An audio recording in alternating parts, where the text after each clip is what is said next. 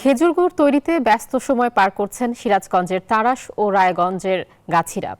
সূর্যোদয়ের আগেই প্রতিদিন গাছ থেকে খেজুর রস সংগ্রহ করে জাল করেন তারা। তৈরি করছেন সুস্বাদু ও হরেক রকমের গুড়। গাছিরা বলছেন, গুণগত মান ভালো ও সুস্বাদু হওয়ায় গুড়ের চাহিদাও রয়েছে দেশ জুড়ে।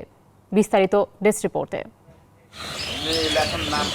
শুরু হয়েছে শীতকাল, আর খেজুরের রস ছাড়া শীত যেন জমেই না। রাতে খেজুর গাছে হাড়ি বেঁধে দেওয়া থেকে শুরু হয় কর্মযজ্ঞ। টাটকা রসের জন্য প্রচন্ড শীত আর কুয়াশা উপেক্ষা করে কাকডাকা ভোর থেকে রস সংগ্রহ শুরু করেন গাছিরা।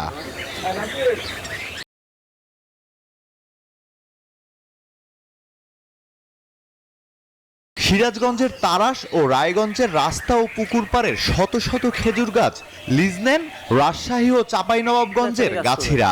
রস সংগ্রহ করে জাল দিয়ে তৈরি করেন সুস্বাদু ও হরেক রকমের গুড়।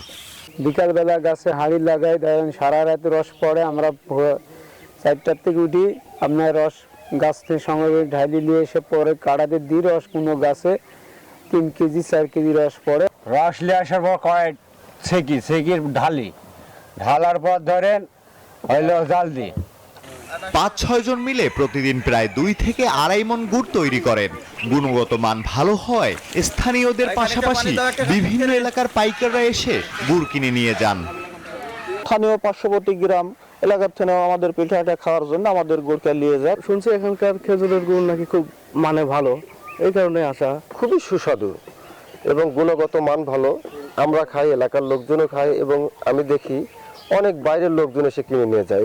পিঠা, পুলি, পায়েস সহ হরেক রকমের মিষ্টান্ন তৈরির এই উপাদান দিনে দিনে হারিয়ে যাচ্ছে।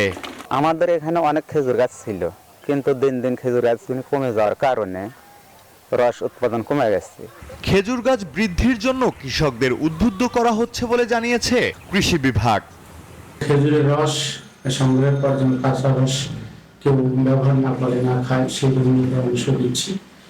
এবং এটা আমরা আরো যেন বাড়ে আমাদের এই রাস্তার পাশে, সেই জন্য কৃষকদেরকে আমরা মাঠ পর্যায়ে আমাদের মাঠ দিবস, আমাদের কৃষক প্রশিক্ষণ বৈঠক, এগুলোতে আমরা তাদেরকে উদ্বুদ্ধ করছি। শুধুমাত্র তাড়াশ উপজেলার 8 ইউনিয়নে রস সংগ্রহ করার মতো প্রায় 5800 খেজুর গাছ রয়েছে। Desk report, news 24।